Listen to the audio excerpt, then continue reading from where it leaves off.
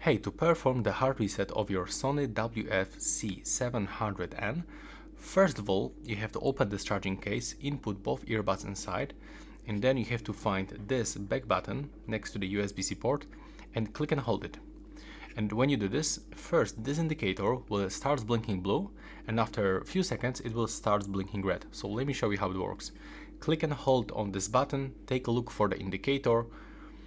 And also right now when you are waiting, you can click on my subscribe button to help me grow my channel. I will be really grateful for it. We are losing the focus, but as you can see right now it is blinking red, so keep holding. And there we go, the reset is complete. We are not connected anymore with this connection, so we can get rid of it. And if you want to repair them, just click and hold on this button one more time and wait until it starts blinking blue. There we go. So right now, that's all for this video. Bye bye.